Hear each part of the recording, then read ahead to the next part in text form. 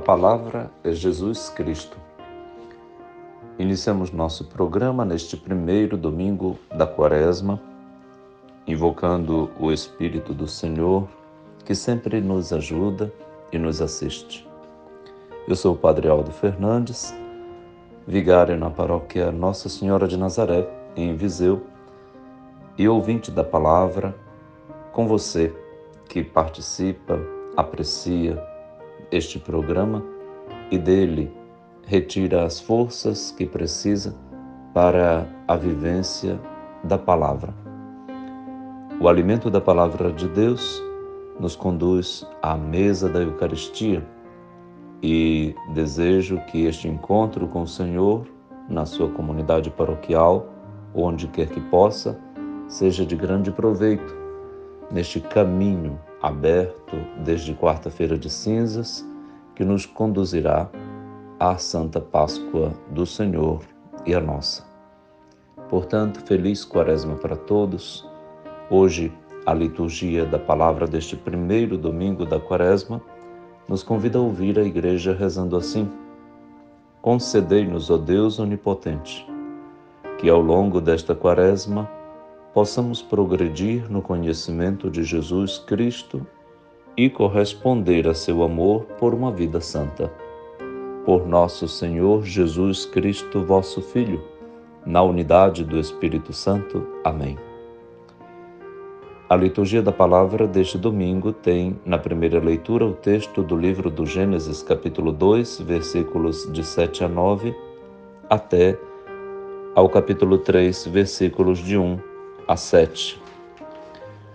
O salmo responsorial é o Salmo 50, com o refrão: Piedade, ó Senhor, tende piedade, pois pecamos contra vós, com 4 estrofes. A segunda leitura está na carta de São Paulo aos Romanos, capítulo 5, versículos de 12 a 19. E o Evangelho de Mateus, capítulo 4, versículos de 1 a 11. Ouçamos então a palavra de Deus. Leitura do livro do Gênesis. O Senhor Deus formou o homem do pó da terra. Soprou-lhe nas narinas o sopro da vida, e o homem tornou-se um ser vivente. Depois o Senhor Deus plantou um jardim em Éden, ao oriente, e ali pôs o homem que havia formado. E o Senhor Deus fez brotar da terra toda sorte de árvores de aspecto atraente e de fruto saboroso ao paladar, a árvore da vida no meio do jardim e a árvore do conhecimento do bem e do mal. A serpente era o mais astuto de todos os animais dos campos que o Senhor Deus tinha feito. Ela disse à mulher: é verdade que Deus vos disse: não comereis de nenhuma das árvores do jardim? E a mulher respondeu à serpente: do fruto das árvores do jardim nós podemos comer, mas do fruto da árvore que está no meio do jardim, Deus nos disse: não comais dele, nem sequer o toqueis, do contrário morrereis. A serpente disse à mulher: não, vós não morrereis. Mas Deus sabe que, no dia em que dele comerdes, vossos olhos se abrirão, e vós sereis como Deus, conhecendo o bem e o mal. A mulher viu que seria bom comer da árvore, pois era atraente para os olhos e desejável para se alcançar o conhecimento. E colheu um fruto, comeu e deu também ao marido que estava com ela, e ele comeu. Então os olhos dos dois se abriram e, vendo que estavam nus, teceram tangas para si com folhas de figueira. Palavra do Senhor, graças a Deus. É evidente que esse relato, feito pelo autor do livro do Gênesis, não é uma reportagem, é uma alegoria confeccionada para responder perguntas. Uma delas é: de onde vem o mal? Qual a origem da tentação? Quem poderia ter promovido, causado desgraças que se espalham, se irradiam de uma forma tão grande? Isso tudo deve ter tido um epicentro que causou todo este tsunami de males no mundo. Tem que ter um pecado na sua origem, o pecado original da história. Este relato que acabamos de ouvir na primeira leitura desenha a origem do mal. A origem do mal, ou pecado original, configura-se pela desobediência a Deus. Obedecer quer dizer estar disposto, pronto para ouvir e fazer o que o outro disser. Este outro, com O maiúsculo, é Deus, que criou a humanidade para ouvir sua palavra e pô-la em prática. Obedecer, ab audire, obediência. Ocorre que o autor sagrado reflete e capta que houve uma desobediência na origem de tudo. Deus havia dado uma palavra e esta descumprida pela humanidade. Como a humanidade tem uma origem em Adão e Eva, daí a herdade do pecado se irradiou. E a resposta, então, está dada. O pecado original foi transferido de pessoa a pessoa. E assim todos pecaram por causa do pecado dos pais, dos primeiros pais. O que é o mal? E de onde vem?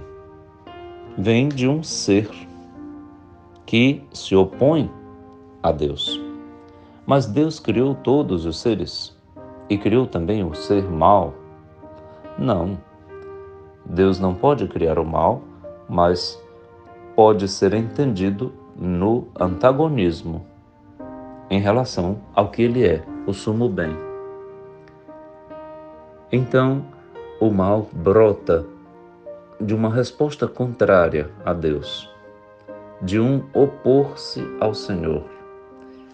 E esta atitude se personifica, tanto que o autor sagrado encontra num dos animais e na sua astúcia, na sua habilidade, que não quer dizer que em si esta habilidade era má, mas encontra aí uma explicação, uma indicação para poder falar daquilo que se torna muito operativo e astuto também em nós: a habilidade de opor-se ao Senhor. A serpente, com sua sinuosidade, sua esperteza, sua acuidade visual e o bote certeiro que dá, representa bem aquelas artimanhas que dentro de nós somos capazes de engendrar para dizer não a Deus de tantas maneiras. O mistério da iniquidade, o mysterium iniquitatis, se explica a partir disso.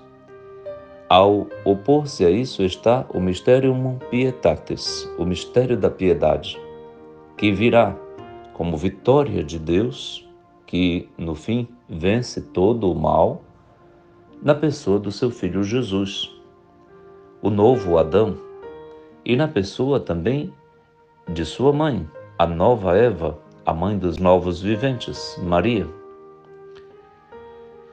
É possível, então, retomar isso na carta de Paulo aos Romanos, como veremos na segunda leitura, para anunciar o Evangelho da nossa salvação e vitória sobre todo o mal.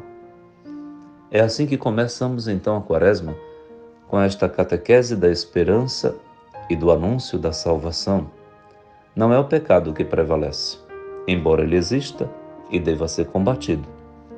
O que prevalecerá é a vitória da nossa redenção na pessoa do Filho Jesus, que entrega-se ao Pai para redimir todos os que dele se afastaram com o pecado. Vivamos na graça e que, como rezamos no início deste primeiro domingo da Quaresma, correspondamos ao amor divino por uma vida santa. Como o pecado original, haja também uma graça original do batismo que nos recoloca em caminho para Deus. Vamos prosseguir. Ouça a boa música católica conosco e daqui a pouquinho a segunda parte do nosso programa de hoje.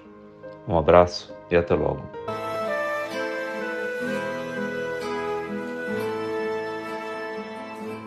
Piedade, ó Senhor, tende piedade, pois pecamos contra vós.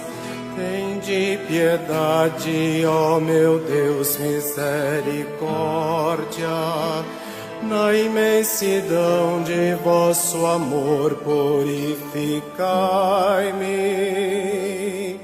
Lavai-me todo inteiro do pecado e apagai completamente a minha culpa. Piedade, ó Senhor, tende piedade, pois pecamos contra vós. Eu reconheço toda a minha iniquidade, o meu pecado está sempre à minha frente. Foi contra vós, só contra vós que eu pequei e pratiquei o que é mal aos vossos olhos. A palavra é Jesus Cristo. Nosso programa se destina a lhe convidar a ouvir a palavra de Deus em igreja sinodal, em saída, que também saindo de si, cada um de nós vá à luz, ao encontro do Senhor que nos salva, nos ama, nos ajuda, nos perdoa e nos convida a viver na sua amizade e na sua graça santificante. Bom domingo então para todos, este é o primeiro domingo da Quaresma e você está participando do programa da escuta e meditação da Palavra de Deus conosco. Eu sou o Padre Aldo Fernandes, vigário na paróquia Nossa Senhora de Nazaré, em Viseu, do clero da Diocese de Bragança, e com muita alegria compartilho a escuta e meditação da Palavra de Deus com você. Sua família seja abençoada neste domingo. Vão todos à missa, vão todos à capela, na celebração da Palavra na comunidade.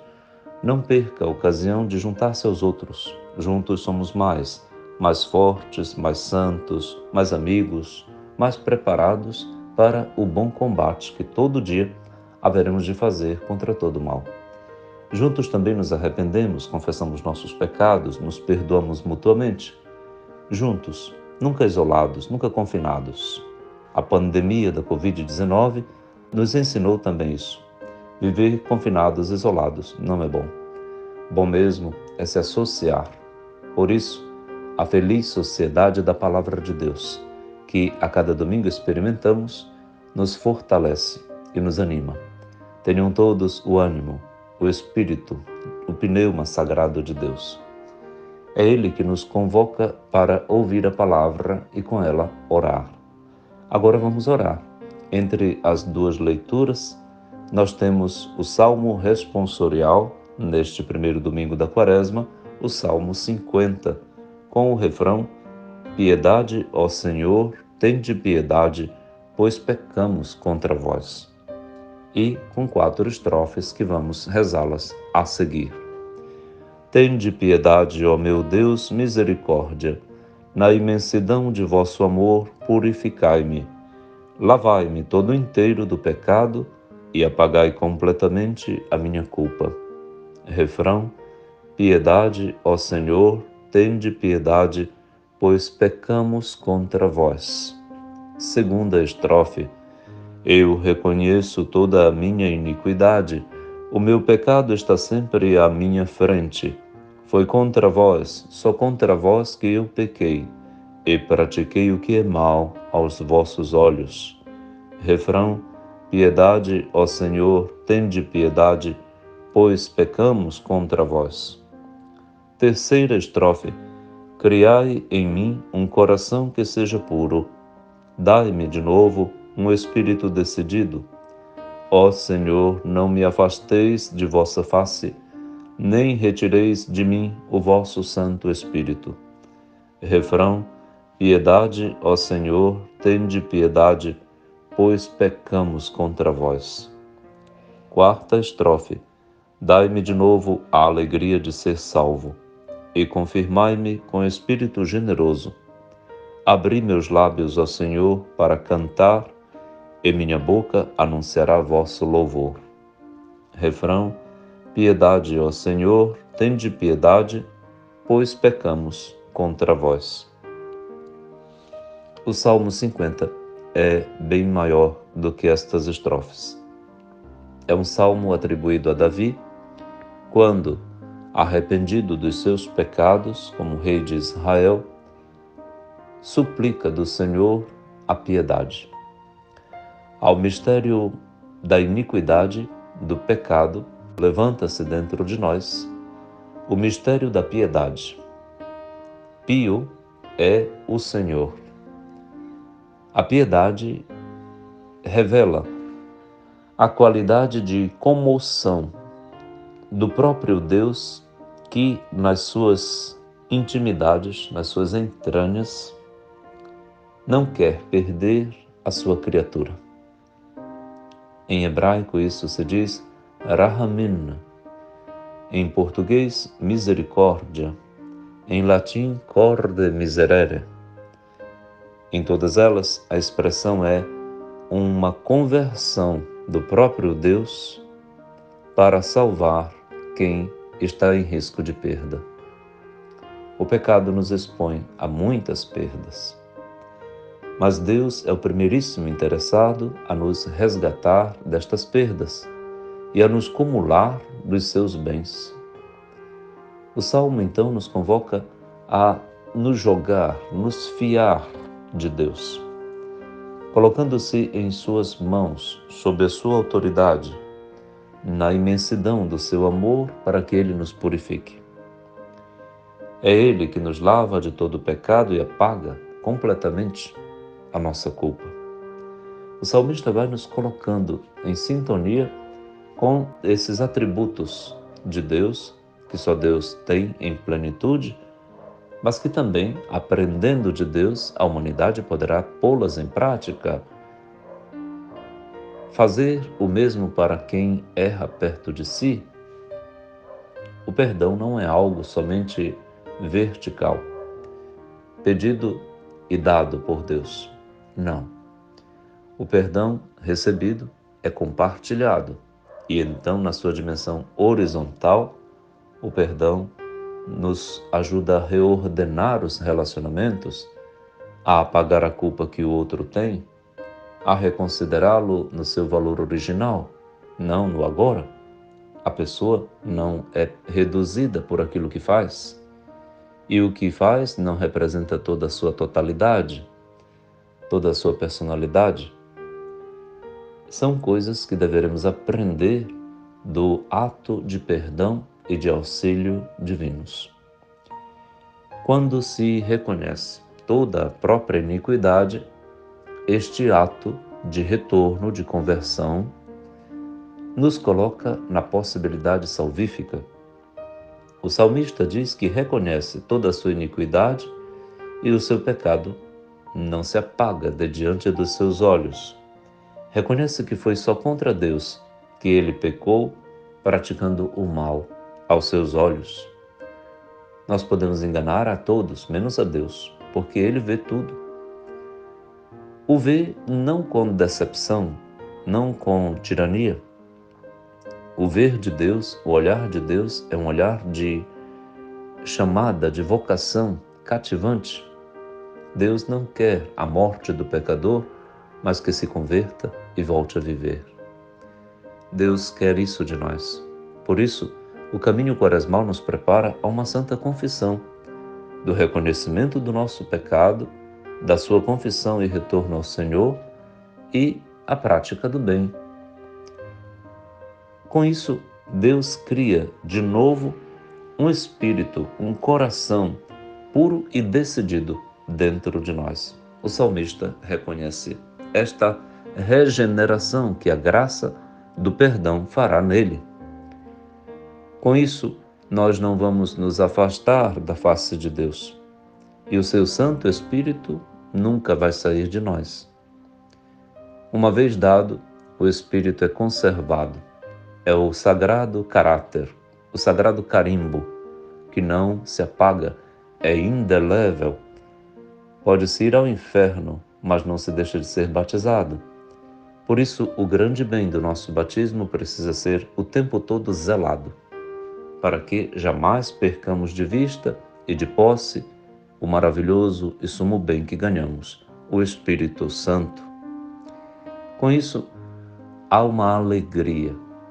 A conversão e o arrependimento, a confissão levam à ação de graças.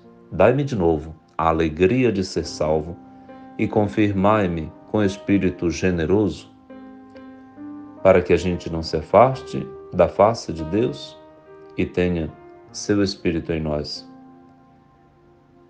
Então nossos lábios vão se abrir para cantar o louvor que Deus merece. Que lindo, não é? Uma oração do Salmo 50 assim nos leva tranquilamente ao arrependimento, ao reconhecimento dos nossos pecados e à confissão para o louvor. Há uma confessio peccatis, mas há também uma confessio laudes. A confissão dos nossos pecados se segue à confissão do nosso louvor. Deus seja louvado e merece ser louvado por nós o tempo todo, agradecido, porque grande foi sua misericórdia para conosco.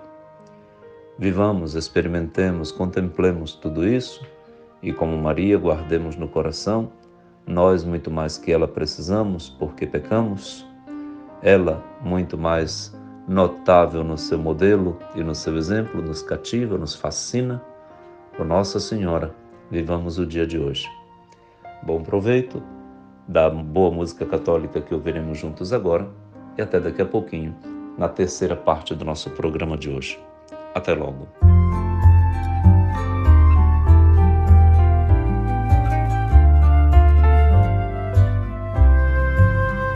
Vocação e missão da Igreja, responder ao apelo do Senhor, de sermos no mundo a certeza da partilha, milagre do amor. Ó bom Mestre, a vós recorremos, ajudai-nos a fome vencer. Recordai-nos o que nós devemos, dai-lhes vós mesmos de comer, dai-lhes vós mesmos de comer.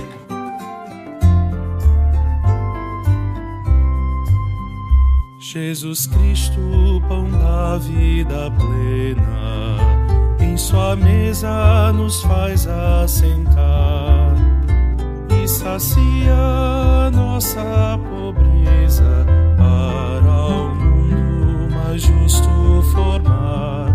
Ó bom Mestre, a vós recorremos, ajudai-nos a fome vencer.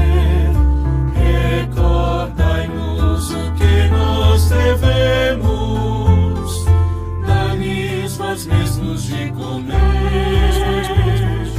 dai-lhes vós mesmos de comer.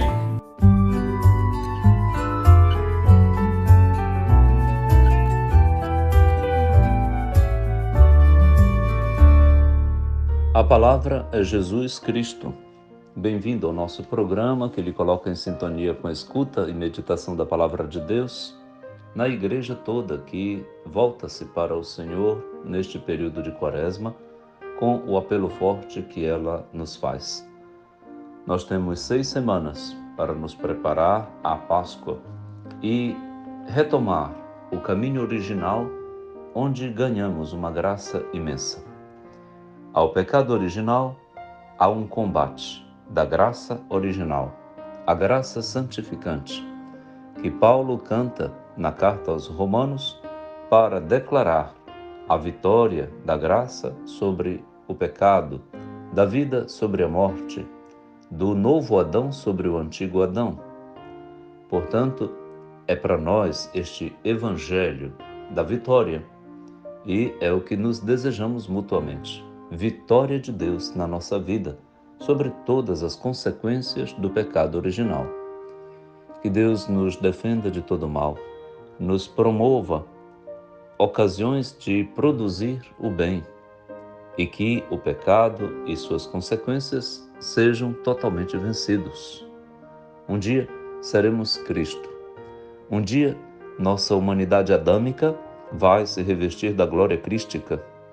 Um dia nós atingiremos a plenitude da pessoa criada por Deus, do seu DNA, imagem e semelhança dele mesmo.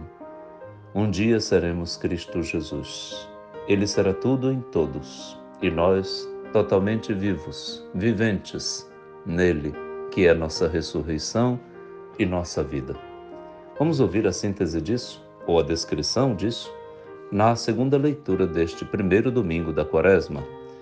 Leitura da carta de São Paulo aos Romanos. Irmãos, consideremos o seguinte: o pecado entrou no mundo por um só homem. Através do pecado, entrou a morte. E a morte passou para todos os homens, porque todos pecaram.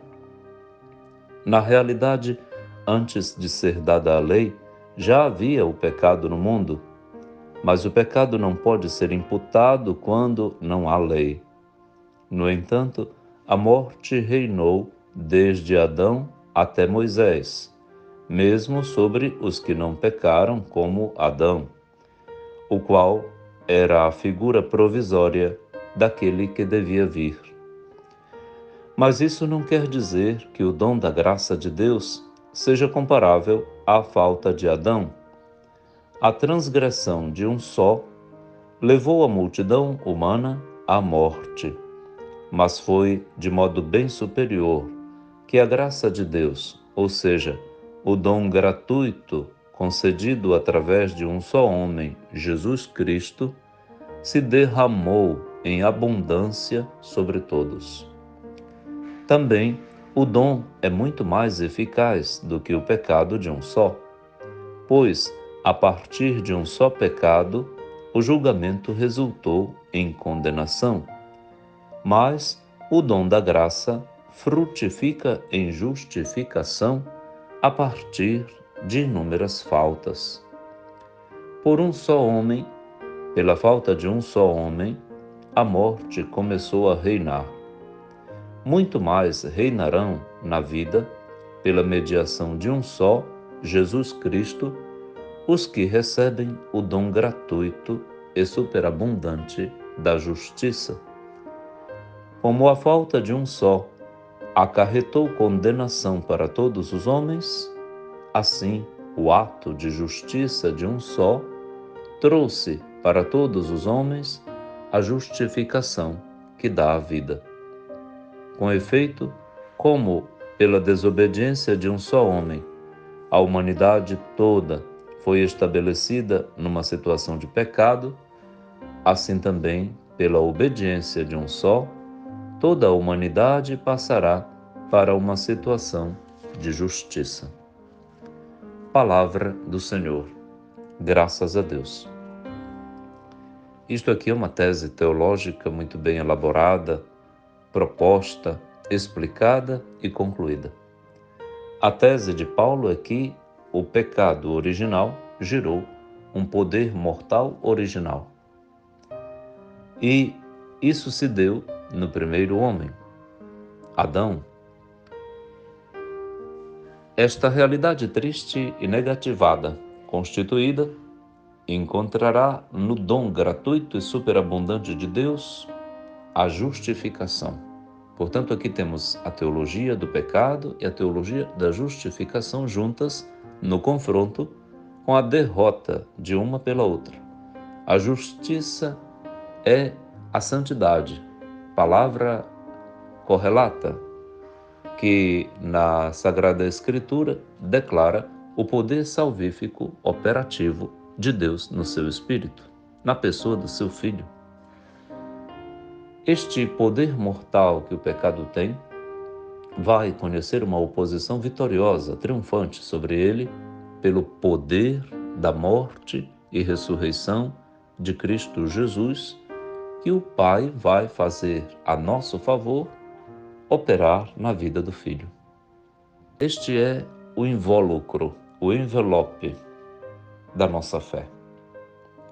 Esta é a qualificação que nossa fé tem. Cremos em Jesus Cristo que, dando a vida ao Pai por nós, lucrou para nós a graça da justificação. Foi Deus mesmo que quis assim.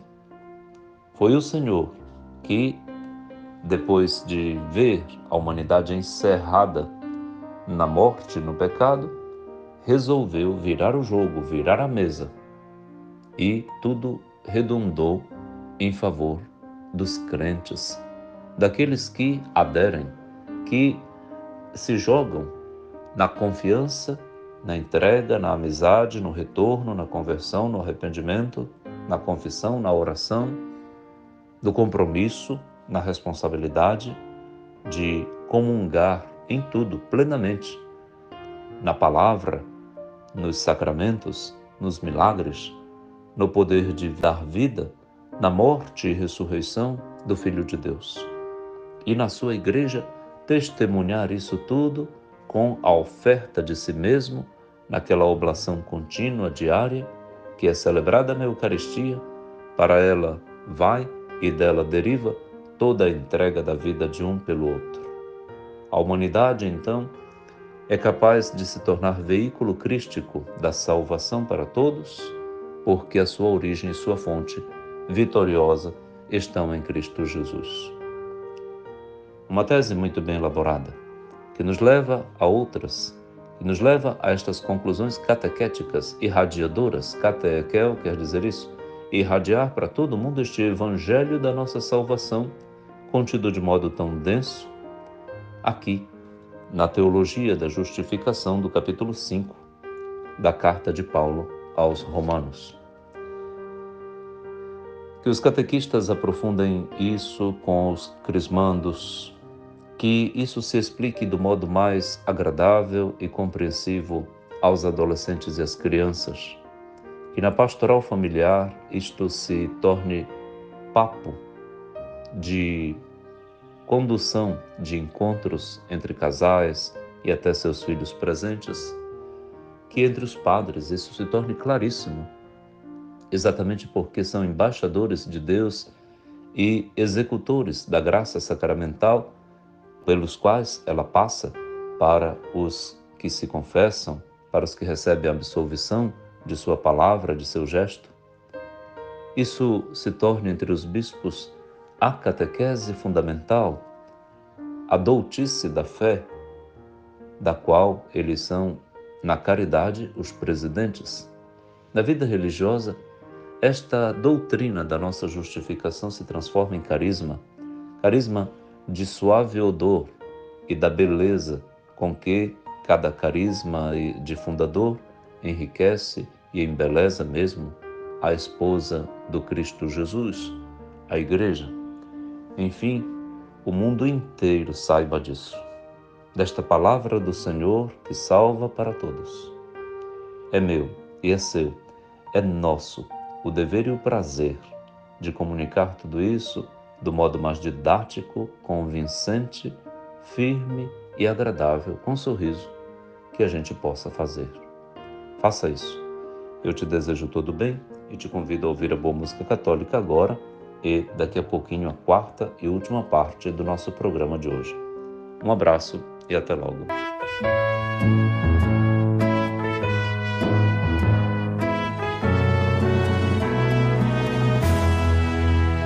Jesus Cristo, sois bendito, ungido de Deus Pai.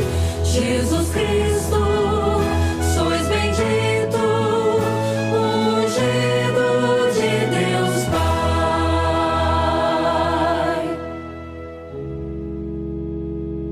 O homem não vive somente de pão, mas de toda palavra da boca de Deus.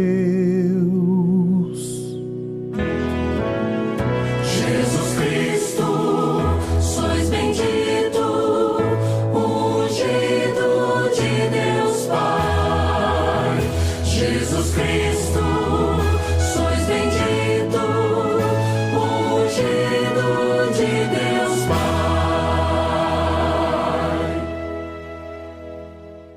A palavra é Jesus Cristo. Chegamos à quarta e última parte do nosso programa, que nos dá a ocasião de ouvir o Evangelho da nossa salvação. Hoje, no primeiro domingo da Quaresma, provindo do Evangelho de Mateus, capítulo 4, versículos de 1 a 11. Se puder acompanhar com a tua Bíblia, melhor ainda, ou a liturgia da palavra na tua mão, para que a gente colha os detalhes deste texto icônico, catequético, para que nossa vida tenha a luz que dele promana. Então vamos lá. Proclamação do Evangelho de Jesus Cristo segundo Mateus. Naquele tempo, o Espírito conduziu Jesus ao deserto para ser tentado pelo diabo. Jesus jejuou durante 40 dias e 40 noites e depois disso teve fome. Então o tentador aproximou-se e disse a Jesus: Se és filho de Deus, manda que estas pedras se transformem em pães. Mas Jesus respondeu: Está escrito, não só de pão vive o homem, mas de toda palavra que sai da boca de Deus. Então o diabo levou Jesus à cidade santa, colocou-o sobre a parte mais alta do templo e lhe disse: Se és filho de Deus, lança-te daqui abaixo, porque está escrito: Deus dará ordens aos seus anjos a teu respeito, e eles te levarão nas mãos, para que não tropeces em alguma pedra. Jesus lhe respondeu: Também está escrito: Não tentarás o Senhor teu Deus. Novamente, o diabo levou Jesus para um monte muito alto. Mostrou-lhe todos os reinos do mundo e sua glória, e lhe disse: Eu te darei tudo isso se te ajoelhares diante de mim para me adorar. Jesus lhe disse: Vai-te embora, Satanás, porque está escrito: Adorarás ao Senhor teu Deus, e somente a Ele prestarás culto. Então o diabo o deixou, e os anjos se aproximaram e serviram a Jesus. Palavra da salvação. Glória a vós, Senhor. Como a primeira leitura, presume-se logo que este texto não é, de novo, uma reportagem de um fato que alguém viu e relata assim. Há uma riqueza de detalhes, porém, que colhe da linguagem do Antigo Testamento alguns conceitos que nós precisamos ter presente. Por exemplo, é o Espírito que conduz Jesus ao deserto para ser tentado pelo diabo. Que é isso? Parece contraditório que o Espírito de Deus conduza o Filho de Deus à tentação. Jesus, oferecendo-se ao Pai na ação do Espírito Santo, é levado à execução do projeto salvífico, ele mesmo provando na sua liberdade divina, provando o que significa ser tentado na humanidade. Ele quis participar de tudo o que é humano, menos o pecado, que ele veio para vencê-lo. Mas para vencer o pecado, ele tinha que experimentar o que é uma tentação. Portanto, aqui está um conceito teológico muito lúcido que todos nós precisamos ter presente. Jesus sabe até o que é a tentação. Por isso pode perdoar o pecado que nós praticamos, porque Ele sabe da nossa fragilidade, que Ele não tem. Ele é forte e vai nos mostrar essa fortaleza e os modos de nos conduzir para participar dela e vencermos com Ele também o pecado. Mas Ele tinha que participar da tentação e o Espírito coopera para que este ato de obediência ao Pai, de salvação da humanidade, com todo o sofrimento que isso lhe impõe, tivesse a participação da Trindade. Então, Jesus jejua. O jejum é o modo de honrar a Deus e participar das fomes da humanidade. Estamos na campanha da fraternidade com as inseguranças alimentares que têm tantos nomes, de comida do corpo àquela do espírito, passando também pelas congruências sociais e carências e escassez, precariedades de todo tipo que produzem em nós as fomes. Há quem jejue por caráter religioso e há quem seja obrigado a jejuar permanentemente, porque não tem o que comer. Jesus jejua durante uma quaresma e esta quaresma no deserto. Deserto é lugar de encontro com Deus, mas é também lugar onde não tem vida. É aí, então, que depois disso sente fome. Jesus teve fome. E desta fome que é bem mais do que comida. É fome de Deus, é fome de uma humanidade redimida. Jesus tem fome da palavra de Deus posta em prática. Ela é seu alimento. É por isso que, com este alimento, vai vencer a fome de graça e de vida que o próprio deserto, o afastamento de tudo e de Deus vai causando na vida da pessoa. E é aí que o tentador, o demônio, o diabo, o Satanás se apresenta. Então, o tentador aproxima-se. Quando a pessoa está em estado de fragilidade, lá vem o tentador, a tentação. O mal, na Sagrada Escritura, tem 3 nomes para revelar o seu ontos, a sua ontologia, o seu ser. Um deles é o tentador que coloca inimizade entre 2 pessoas. É Satanás, que coloca inveja, soberba, orgulho, ganância, ambição. Os pecados capitais são todos obras do Satanás, desta força instigadora, tentadora que há, que nos empurra para nos afastar de Deus e nos opor a Ele.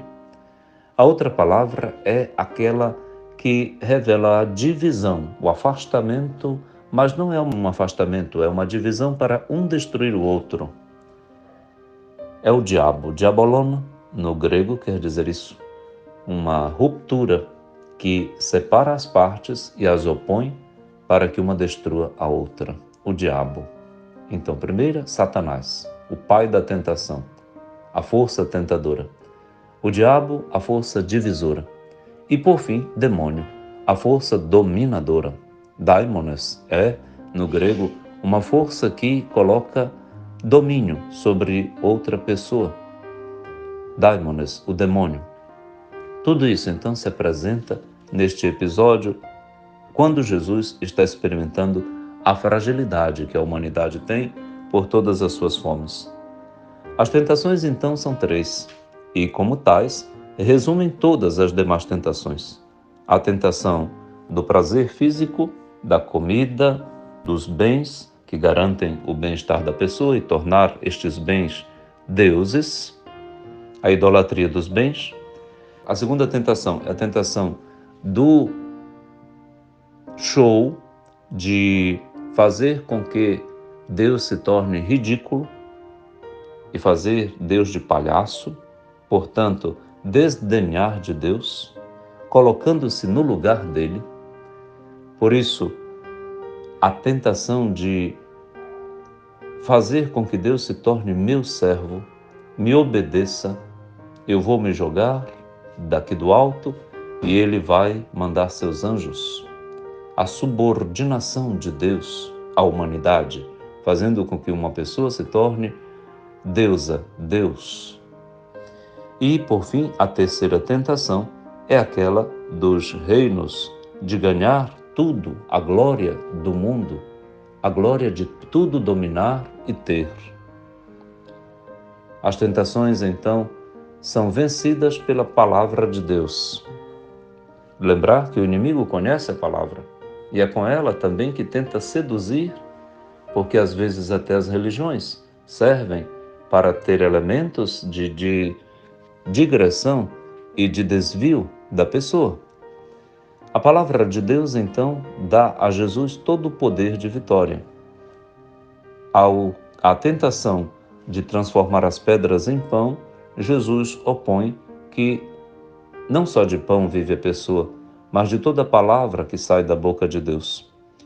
A tentação de fazer Deus ridículo ou um instrumento de domínio, Jesus opõe decididamente com a palavra: não tentarás o Senhor teu Deus. A tentação de ter todos os reinos do mundo, Jesus não dá trégua nem espaço para o demônio. Resiste de modo veemente: vai-te embora, Satanás, porque está escrito que adorarás somente ao Senhor teu Deus e a Ele prestarás culto. Um elemento que chama a atenção também é o se. Se tu és filho de Deus, tudo é colocado em xeque no ponto mais original, no ser de Jesus. Ele é filho de Deus. Mas o demônio, o diabo, o tentador vem questionando isso. Ou seja, quer fazer com que Jesus desconfie de si mesmo, do seu status, do seu ser. E é isso que nos complica e que nos faz perder a visão e a certeza daquilo que nós somos quando pecamos. Se uma pessoa não sabe o que é, não sabe por que viver, e então erra, capota, exatamente porque tropeça na sua dúvida, no dúbio, na mentira, na confecção de uma falácia sobre si mesmo. Jesus vence tudo com a palavra de Deus. E depois de tudo isso, Jesus então é abandonado pelo diabo, o diabo o deixa e é acompanhado pelos anjos que se aproximam para servirem a Jesus. De que lado a gente está? De que lado a gente vai ficar? Como vamos vencer as nossas tentações? Quais são as tentações de nossa vida? Com que vencemos as tentações que se apresentam? Vamos pedir ao nosso Senhor que mande seus anjos para que nos protejam e sejamos fiéis como Jesus a Deus, pela prática da sua palavra e pela firme decisão de expulsar o Satanás, exorcizá-lo de nossas vidas. Feliz primeiro domingo da Quaresma. Reze conosco para pedir tudo isso ao Pai, dizendo-lhe: Pai nosso que estais nos céus, santificado seja o vosso nome. Venha a nós o vosso reino, seja feita a vossa vontade, assim na terra como no céu. O pão nosso de cada dia nos dai hoje. Perdoai-nos as nossas ofensas, assim como nós perdoamos a quem nos tem ofendido, e não nos deixeis cair em tentação, mas livrai-nos do mal. Amém.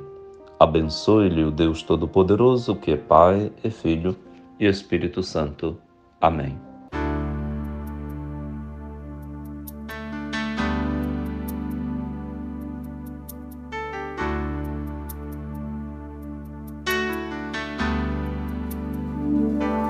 Manda teus anjos sobre nós e abençoa todos que esperam em vós. Manda teus anjos para nos ensinar a te louvar e glorificar. Envia também teu Espírito de paz e amor. O meu coração tem sede do meu Criador. Envia, Senhor, os teus anjos para nos resgatar,